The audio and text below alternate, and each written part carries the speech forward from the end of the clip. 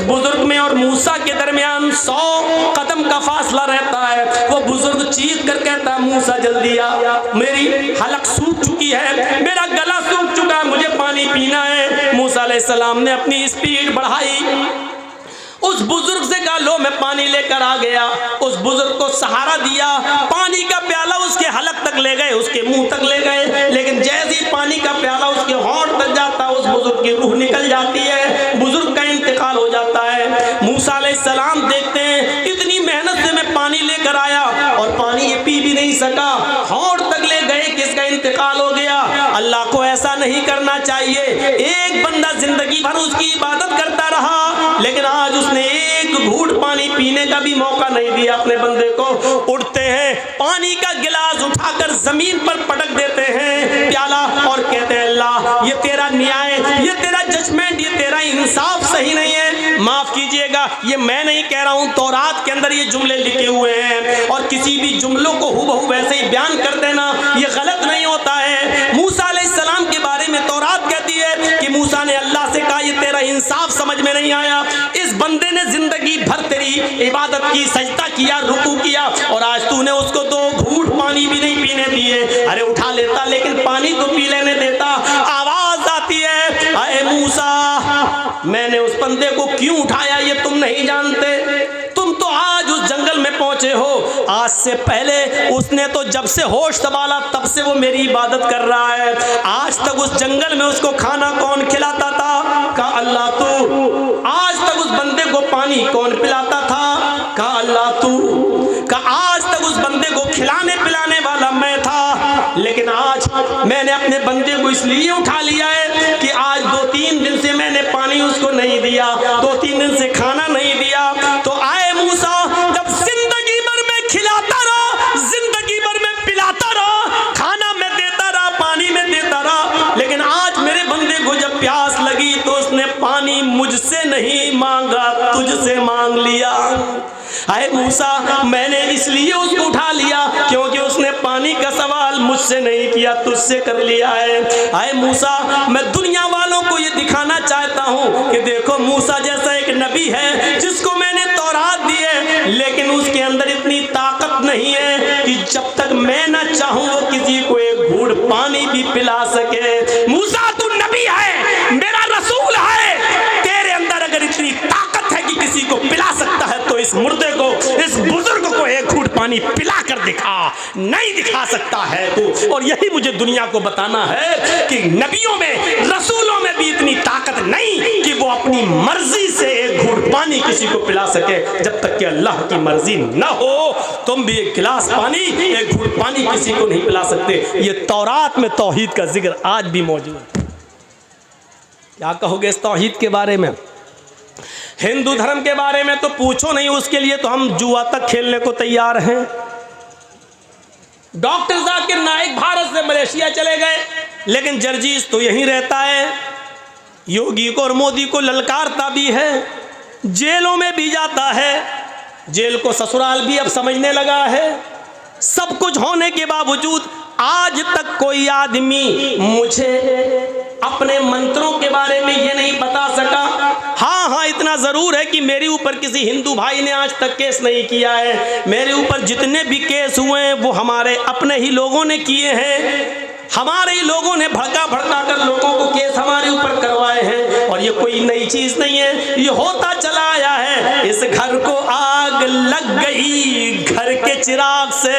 मेरे भाइयों, घर में आग बाहर की आग से नहीं लगती है, घर में कोई चिराग जलता है तभी आग लगती है। इस घर को भी आग लगी तो घर के चिराग से ही लगी। गैर मुस्लिमों के खिलाफ मैं बोला, लेकिन गैर मुस्लिमों ने उसको अपनी अच्छाई समझकर कबूल कर लिया कि बात तो सही कर रहा है। आज तक किसी पंडित ने केस नहीं किया, केस किया तो हमारे भाइयों ने किया है। कोई बात नहीं, तुम शौक से अभी भी आजाद हो, जो चाहो करो, हम भी तुम्हें अब रोकते नहीं है, इसलिए कि किसी केस में आज तक मुझे सजा नहीं सुनाई गई है। हर केस में मैं बाइज्जत बरी होकर निकला हूँ। या तो खत्म हुआ है या कोर्ट से बाइज्जत बरी होने का फैसला मेरे हक में सुनाया गया है। हाँ, इतना जरूर कहना चाहता हूँ मेरे भाइयों कि आज मैं हिंदू भाइयों से जुआ खेलने के लिए तैयार हूँ। अब आप ये मत कहना मौलाना साहब जुआ तो हराम है, क्यों?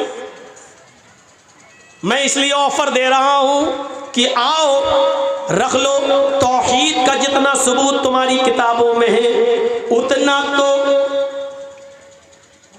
हमारे यहाँ यहूदियों में और ईसाइयों में नहीं है, यहूदी और ईसाइयों में नहीं है।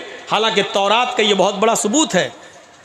रामचंद्र जी की पत्नी सीता का हरण होता है, हनुमान और लक्ष्मण सीता को श्रीलंका से रावण के जुल्म से छुड़ा के लाते हैं। सीता जी राम के पैर छूने के लिए झुकती हैं और आशीर्वाद लेना चाहती हैं, लेकिन रामचंद्र जी अपने पैर नहीं छूने देते हैं।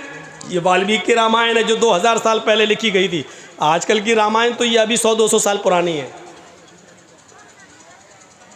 उसमें राम को भगवान ही नहीं माना गया। जो वाल्मीकि जी की रामायण है, असली रामायण वो है, उसमें राम को भगवान ही नहीं माना गया और राम को भारत में पैदा भी नहीं माना गया। उसमें साफ लिखा है रामचंद्र जी ने अपनी पत्नी सीता को पैर नहीं छूने दिए, उठा लिया और सीता को ललकारते हुए कहा ये क्या पाप कर रही हो? कहा नहीं मैं आपको प्रणाम कर रही हूँ, आपको पैर छू रही हूँ। रामचंद्र जी ने कहा राम रामाय नमः, राम रामाय सत्यम, हाय सीता मैं तेरा राम हूँ, लेकिन तेरे राम का राम है ऊपर वाला। है सीता मैं तेरा राम हूँ, लेकिन तेरे राम का राम तो ऊपर वाला है। सीता तू अपने राम को प्रणाम मत कर, बल्कि उस राम के सामने झुक जो तेरे राम का राम है, उस राम को प्रणाम कर जो तेरे राम का राम है। यही तो कहा गया है योगी उज्जीत सततमात्मानं रहस्य स्थित एकाकी अच्युताति निराशीर परिग्रह। श्रीमद् भागवत गीता अध्याय 6 मंत्र नंबर 10। योगी यूपी वाला नहीं, ये योगी नहीं है, ये ढोंगी है, फर्क समझिएगा। योगी कहा गया है, ढोंगी नहीं कहा गया। जब ढोंगी कहा जाए तो इसको समझना। योगी उज्जीत सततमात्मानं रहस्य स्थिता। जब ईश्वर की पूजा करने जाओ तो योगी बन जाओ,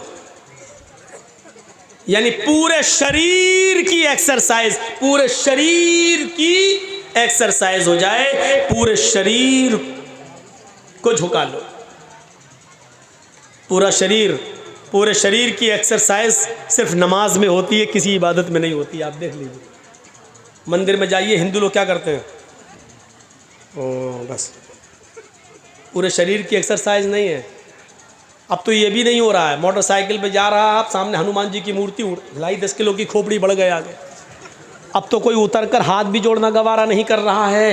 हिंदू भाई अगर हो तो बुरा ना माने, ये रियलिटी है, ये सच्चाई है, वास्तविकता है।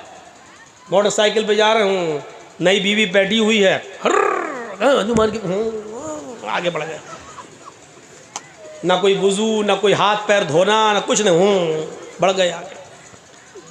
ये रियलिटी है। मोटरसाइकिल भी नई है, उतरना भी नहीं चाह रहा, और नई है भी इसलिए कि वो भिख मंगनी है। भिख मंगनी गाड़ी समझते हो ना?